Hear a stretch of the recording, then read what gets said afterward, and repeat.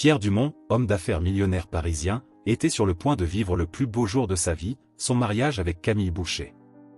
Mais le destin avait d'autres projets.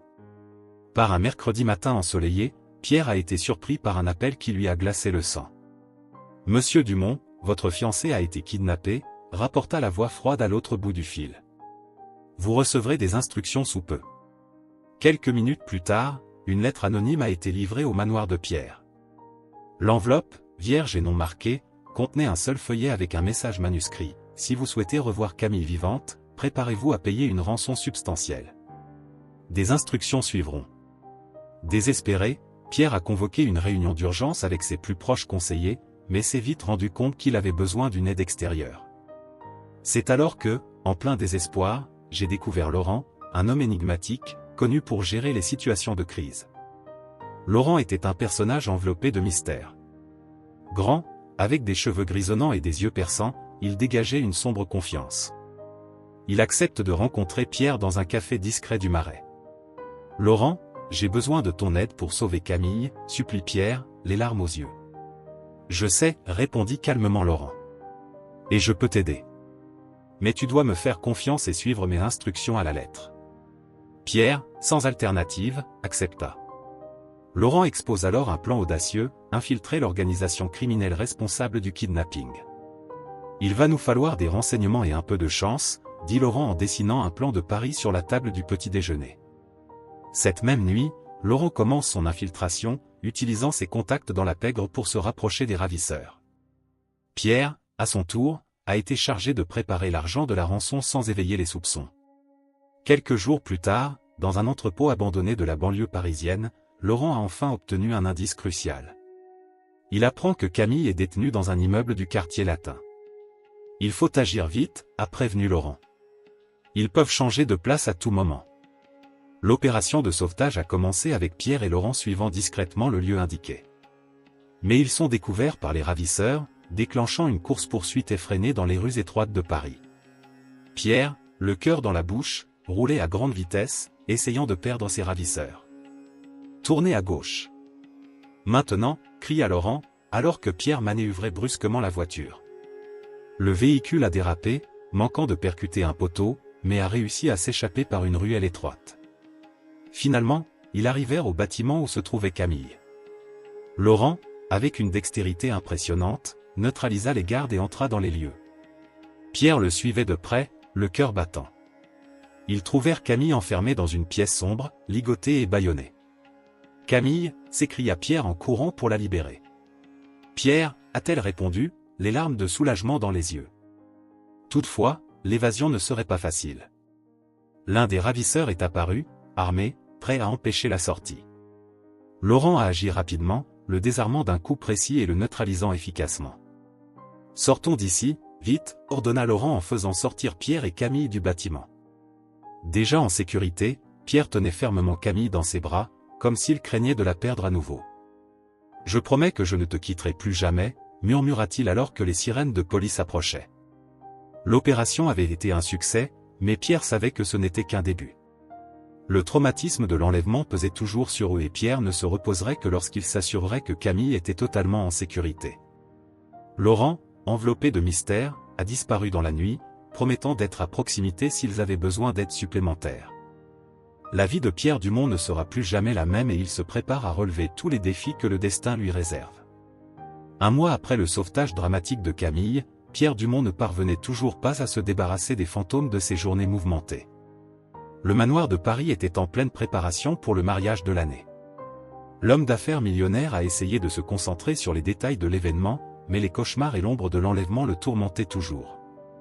La veille du grand jour, Pierre s'approche de Camille, qui se trouve devant le miroir, en train d'ajuster son voile. Elle avait l'air radieuse, mais il y avait une ombre d'inquiétude dans ses yeux. « Tu es magnifique, mon amour », dit Pierre en essayant de cacher sa propre anxiété. « Merci, Pierre. J'ai hâte de commencer notre vie ensemble, loin de tout ce qui s'est passé, » répondit Camille avec un sourire hésitant. Pierre, dans un geste de gratitude, décide d'inviter Laurent au mariage. L'homme mystérieux, qui avait contribué au sauvetage de Camille, semblait mériter cette reconnaissance. Ainsi, le jour du mariage, Laurent est apparu, vêtu d'un élégant costume noir, mais portant toujours cet air énigmatique qui l'entourait. La cérémonie était un spectacle luxueux, rempli d'invités de marque, tels que des hommes politiques, des hommes d'affaires et des célébrités.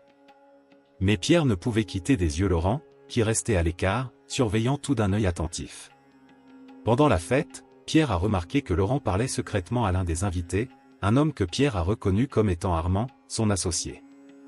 Le comportement de Laurent éveille les soupçons et Pierre décide de l'approcher discrètement. « Laurent, je peux te parler un instant ?»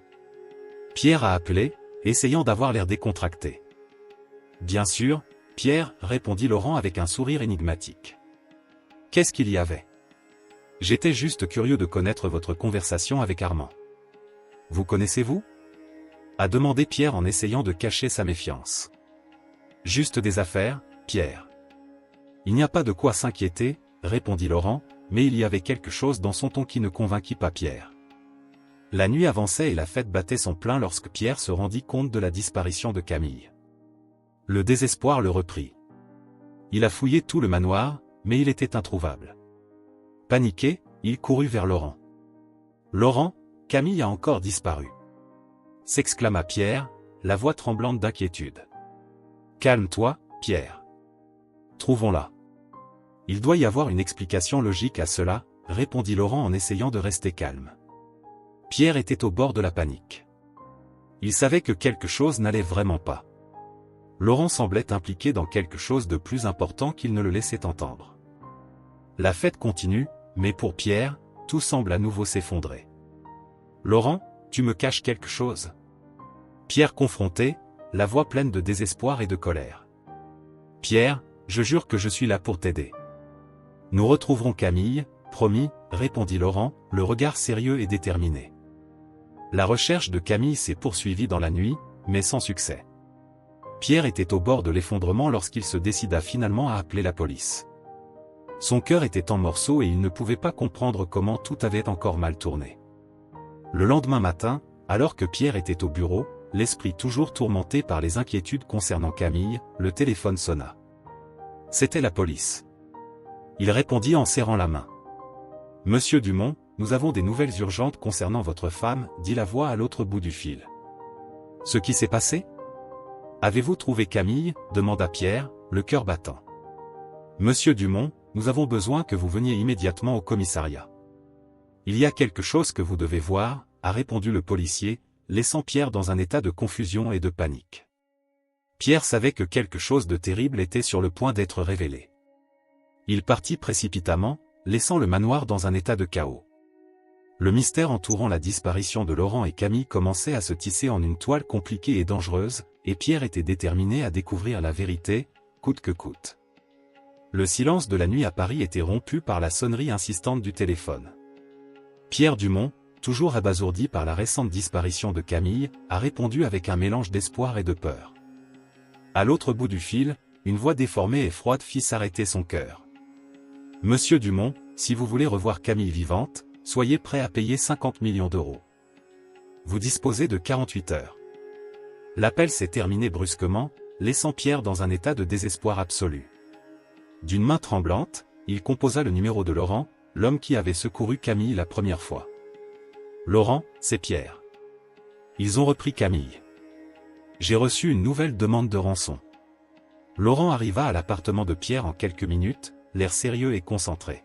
« Pierre, j'ai besoin que tu me racontes tout ce que dit cette voix, » demanda Laurent en s'asseyant, en prêtant attention à chaque détail. Pierre répéta les paroles de l'appel, essayant de rester calme.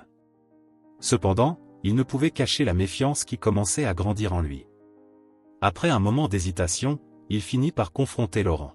« Comment puis-je savoir que tu n'es pas impliqué dans tout ça ? Vous étiez à la fête et Camille a disparu peu de temps après. Ce n'est pas une coïncidence. » Laurent, d'un air blessé mais résolu, répondit. « Je comprends ta méfiance, Pierre. Mais je vous assure que je n'ai rien à voir avec ça. Je suis là pour vous aider, comme la dernière fois. Laissez-moi prouver ma loyauté. » Pierre, bien que réticent, savait qu'il avait besoin de toute l'aide disponible.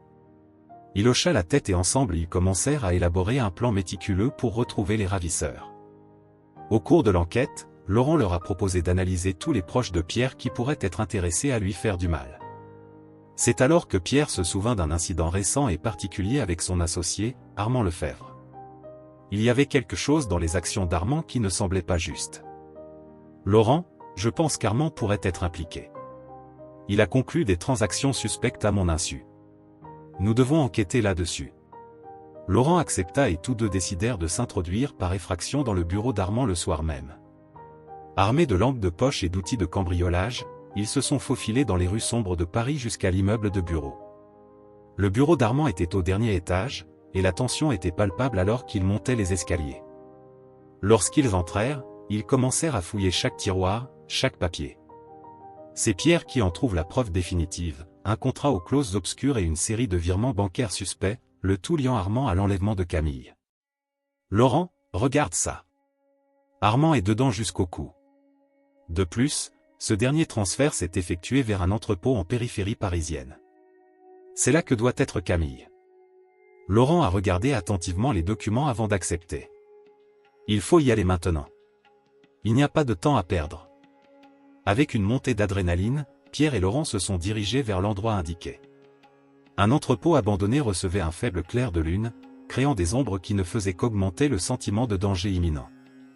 Armés et préparés à toute éventualité, ils entrèrent silencieusement. À l'intérieur de l'entrepôt, la scène était le chaos. Des hommes armés patrouillaient dans les environs et Pierre devait user de toutes ses compétences pour se déplacer sans se faire repérer. Laurent, toujours en avance, guidait les pas avec précision. Soudain, un cri familier traversa le silence. C'était Camille. « Pierre ! Aide !» Pierre a couru vers le bruit, mais a été intercepté par l'un des ravisseurs. Un combat intense s'ensuit, avec Laurent arrivant rapidement pour aider. Ensemble, ils ont réussi à maîtriser l'homme et à poursuivre les recherches. Finalement, ils trouvèrent Camille coincée dans une pièce verrouillée. Pierre défonça la porte et la serra fort dans ses bras, les larmes coulant de ses yeux. « Je te le promets, je ne laisserai plus jamais cela se reproduire. Jamais. » Cependant, avant de pouvoir partir, ils ont été surpris par le chef des ravisseurs, qui a pointé une arme directement sur eux. « Tu crois que tu sortiras d'ici vivant ?» se moqua-t-il avec un sourire cruel. Laurent, dans un acte de courage, se jette sur le leader, déclenchant un combat acharné. Pierre profite de l'instant pour sortir Camille de là, mais le bruit des coups de feu et des cris résonne dans ses oreilles. Laurent se battait pour sa vie et Pierre savait qu'il lui devait beaucoup. Lorsqu'ils quittèrent enfin l'entrepôt, Pierre se retourna, le cœur serré d'inquiétude pour Laurent. Camille, bien que secouée, tenait la main de Pierre pour tenter de le réconforter. « Il ira bien, Pierre. Il est fort. » Mais Pierre savait que plus rien ne serait comme avant après cette nuit. Les découvertes et les trahisons avaient changé sa vie pour toujours.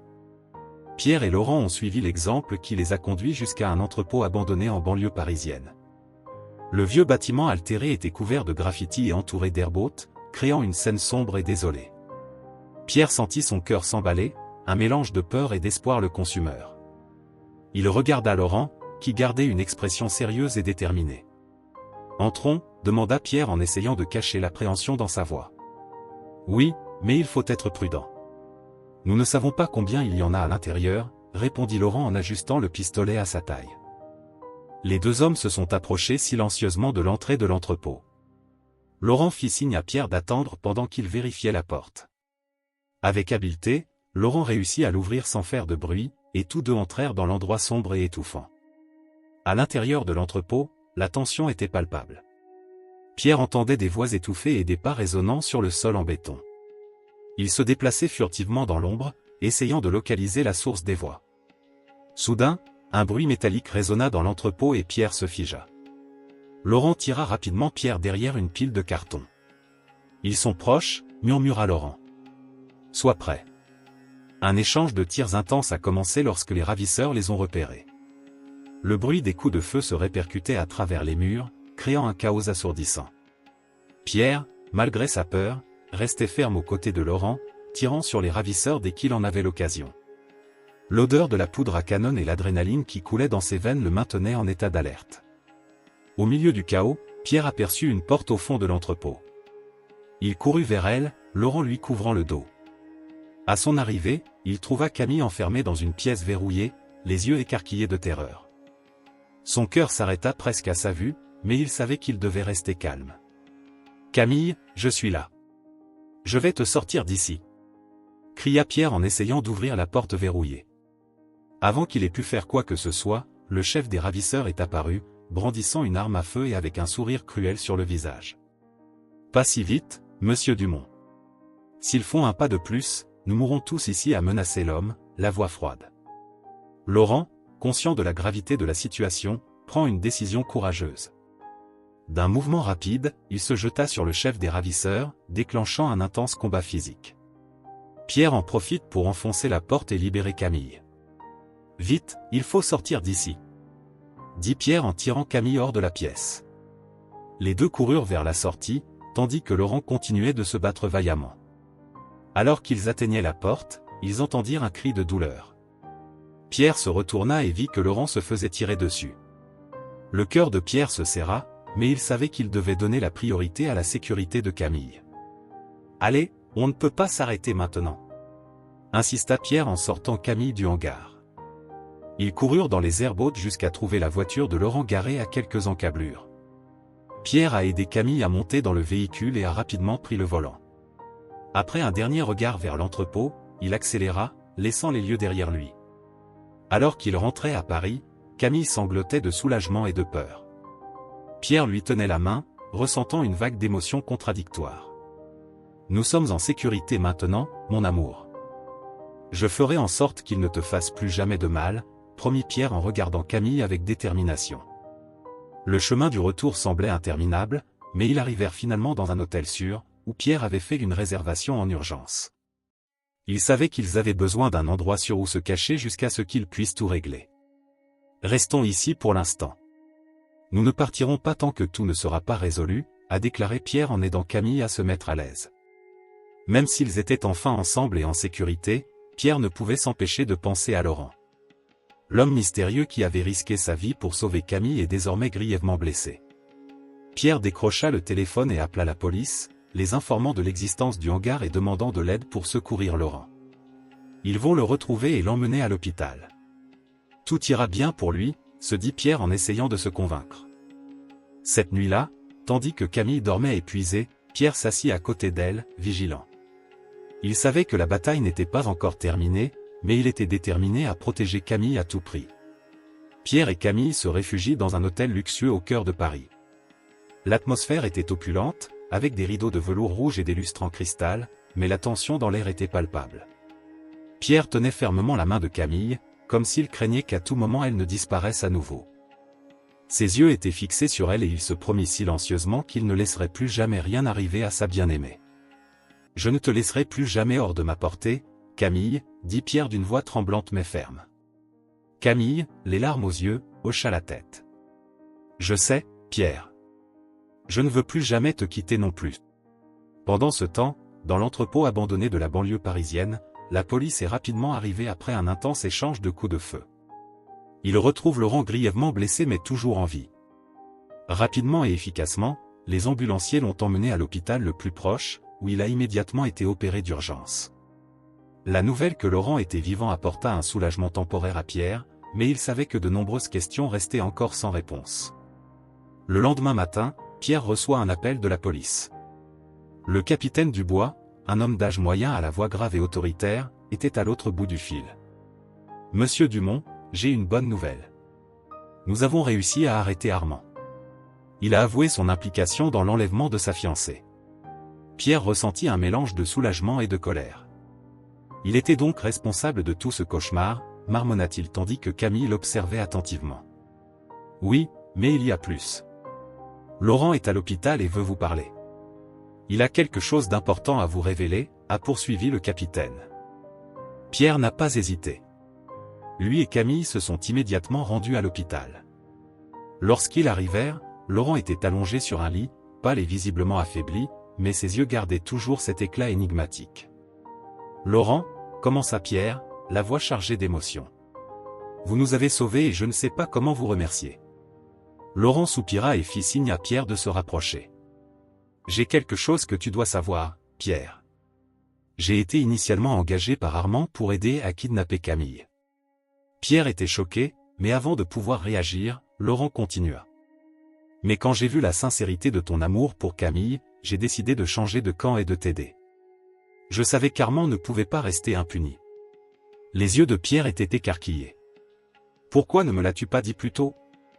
Parce que je devais m'assurer que vous me feriez confiance et que j'aurais la possibilité de corriger mes erreurs, expliqua difficilement Laurent.